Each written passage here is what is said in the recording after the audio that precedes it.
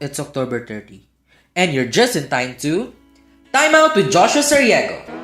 Good morning, good afternoon, and good evening to all my listeners. My name is Joshua Sariego, and welcome back to my mini podcast. Guess what, people? We have just finished our midterm period today, and now we are having our Undas break until November 3. I am so glad because it seems like it was just yesterday since we embraced these online classes.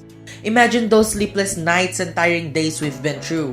Every day missing our friends in Manila, and now we are gradually embracing the end of this semester. Wish us luck! So, for today's episode, we will be talking about some realizations I got in this quarantine season. We all know that this pandemic has indeed got inside our nerves in these past few months. There are many individuals, families, and even businesses who suffered a great loss because of this crisis. May it be over the infection of the COVID-19 virus, death of their loved ones, bankruptcy, retrenchment and unemployment, limited face-to-face gatherings, cancelled plans and appointments, and... oh god, it's too many to mention. Either way, having it all being said, we cannot deny that this widespread disease have brought an extremely negative impact to all of us.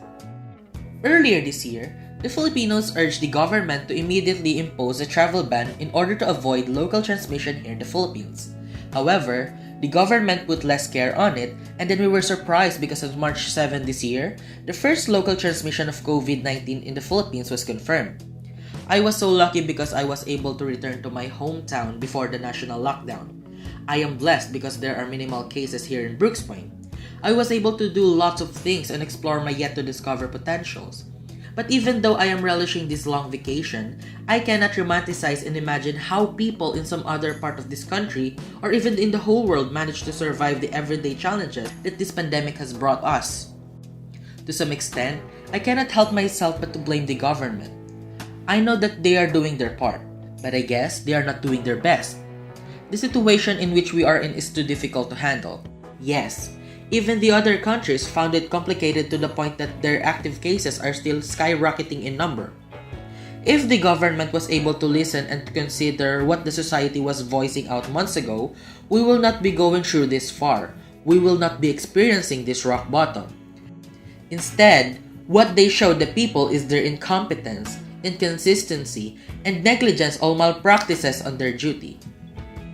One notable scenario was Chief Deboldsinha's so-called Mañanita. As our police and military men were given more authority and recognition by the president, it is disappointing to know that they will be the first one to disobey the health protocol of disallowing mass gatherings amidst pandemic. Personally, we can consider this fiasco, but it is very much unfair for those who were reprimanded by the men in uniform. Walk the talk. You cannot give what you do not have. Next is the near-to-the-ground hazard pay for our medical health frontliners. Those professionals who are very much exhausted and are at risk ever since the very first case of local transmission here in the Philippines. It really worries me. Why does the government put premier importance to the men with guns rather than those who are in the real battle in fighting this pandemic? Another example is the closing of the franchise of a media company that provides supplementary information and entertainment to the public. They could have postponed the hearings and this issue until everything went back to normal. But as per some Filipinos who sees it, it is highly political. The government might have used this issue to silence them, or they want the people to divert their attention in this dispute rather than to focus on eyeing the incompetence of the government in handling this pandemic.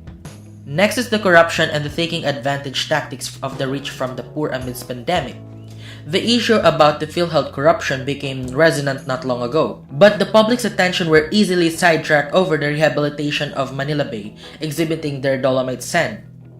This was coupled with Senator Cynthia Villar's statements against medical health workers, researchers, and farmers. I mean, there's nothing wrong about being wealthy in life, but what's bothering the most is the demeaning verbalization and exploitation acts of the rich to the less fortunate. The aforementioned things are some of the socio-political pressing issues and concerns that our society have noticed and experienced in this pandemic. It is disheartening to know that we, Filipinos, are not united because we are divided and blinded by our political convictions in life. But regardless of what political parties we will support, We all deserve fair treatment and competent government that will serve its people as best as they could. They should prove themselves that they are worthy of our votes. It is not too much to ask them to listen to our call. Have consistency.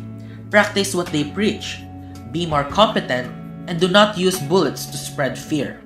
Many of us wants to help them, but I guess they already closed their hearts and minds for suggestion, thinking that they could handle this pandemic on their own. A good community is consisted of a good government and good people. We cannot attain this good governance if we do not collaborate with each other. It is not too hard for the people to listen to the government, but it is hard for the government to listen to its people.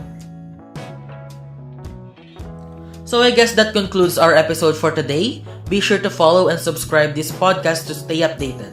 Please stay tuned. Be safe, everyone. Better days are coming. Have a good day.